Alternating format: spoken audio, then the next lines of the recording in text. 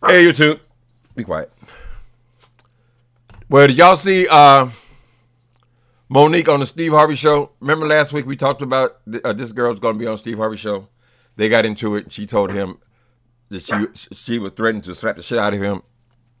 He suggested that she apologized to Whoopi Goldberg, and he said, "Why not slap the shit out of you instead?" That's what she said. Anyway, be quiet, boy. Let me apologize in advance. These contractors, they're right in front of my window. So not only do I have to, you may hear some hammering and banging in a minute here, but I got this dog to deal with. Oh, I know it. I'll take care of the dog. Hold on. I'll just get rid of him.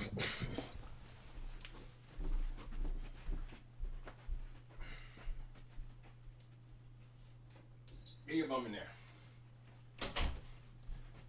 Okay, that's one problem solved. One problem solved, but now you still might hear these people banging out there. I'm sorry about the glasses, but I have to read these notes. I just saw this interesting show. So, they're airing part one of his two-part interview with MoNique on the Steve Harvey show. Right? Now, I'm not a big fan of Steve Harvey. The last time I saw one of his shows was when he interviewed Eddie Long. So I'm more drawn to the story than the personality there. But I thought this was good. First of all, he had to keep speaking, trying to speak over her because she just goes on these rants with all her integrity and all this stuff. And you can't hardly get a word in edgewise, right? But at some point, he took over this conversation, and I thought he said something important. Okay. MoNique had a problem with Steve Harvey, apparently before this slapping situation of last week.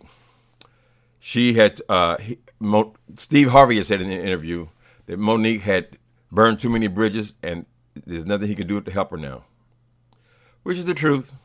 All you can do is be dragged down in the slop with her. She took offense to that. See, MoNique wants everyone else to speak up for her, defend her. She wanted all of America to stand with her with Netflix, right? She really believed that we were all going to stop having our Netflix, our $9.99 Netflix, so she can get more millions of dollars. Then every time she meets one of these celebrities, the primary problem she has with most of them is that they didn't come out and speak for her. They didn't say I was right. They said I was problematic. You were supposed to tell them I wasn't. How are they going to determine whether you're problematic or not? All they can know is the encounter they have with you, honey. If you smiling and grinning and cheesing in their face, how do they know how you treating the next man when you close the door? Anyway, she always wants somebody else to defend her, right? And of course, we all know the other problem is do you guys know any celebrity that every time they're interviewed, every time they talk to somebody, they got to tell you about their husband or their manager? We don't care about your damn husband, and we do not care about your manager either in either role. You are a celebrity. Steve Harvey's a celebrity. You're having an interview. Why does Sidney always got his ass in the middle of it? Anyway, that woman's extraordinarily insecure about that dude. And I don't see it. I don't know why. He must have some hell of a talk at home, bedroom talk, because Sidney is not what you would call an impressive person, in my opinion. Anyway, at some point, Steve Harvey started losing his temper a bit. I didn't get the impression that it was put on. He was frustrated because he couldn't talk. Because she kept interfering with everything he said. Sidney seems more passive. So maybe this is all MoNique. All this bullshit that gets stirred up. Maybe he's just her co-signer. I don't know. Strange dynamic. Anyway, he starts losing it. So he says, "We black out here. We can't do it our way. Your husband can't be the man he is on the street. He can't be in here flexing." Of course, it's on wasted eardrums. And MoNique don't listen to nobody's advice. They've all tried to school her before she fell out with him. I don't know why he think he can do it better. But anyway,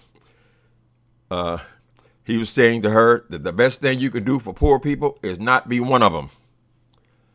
Apparently, she's got quite a few issues going on with the federal government, tax issues. MoNique is deeply in debt. She could end up homeless herself by her principles. Anyway, so he said, okay, something came up. One of them brought up something about crumble, and he had lost his temper with her. He had to talk over her to get a word in. He said, if I crumble, my family crumbles. My grandkids crumble. All the people who depend on me, they all crumble. I'm not going to let my whole family and all the people who work for me and the whole situation go all to hell to protect my integrity.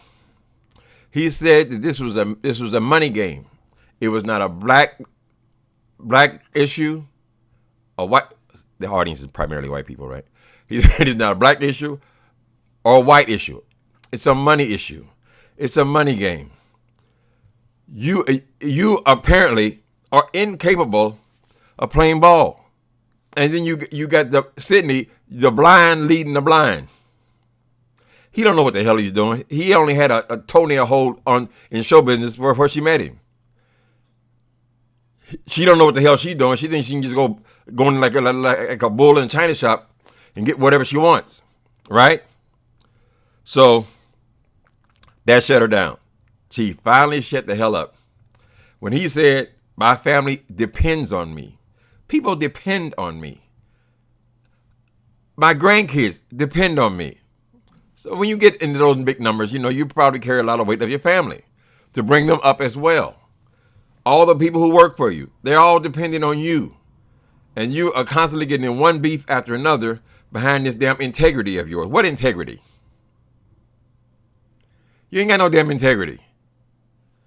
Anyway, so I was impressed by that he finally was able to quiet her down when he mentioned the responsibilities. Because more than likely, those responsibilities are pressing on her. She got all this tax debt. God knows what her mortgages and all her daily expenses are, what they run into. Plus keeping this dude.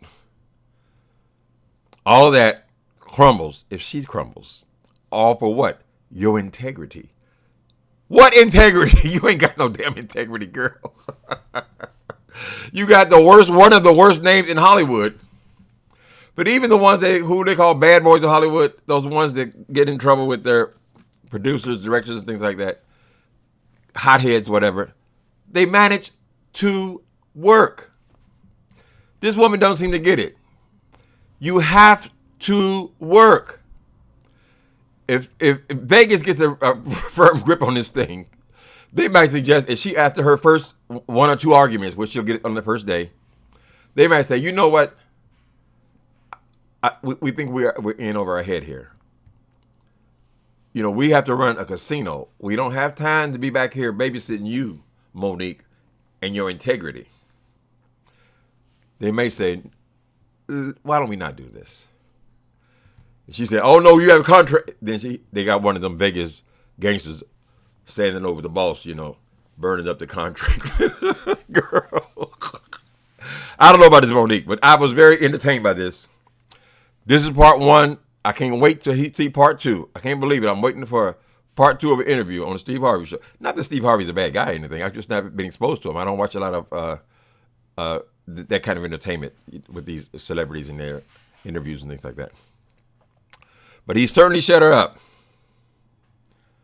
You have responsibilities, MoNique. It ain't all about you and your integrity. I'll talk to you guys when I see part two, but I can hardly wait.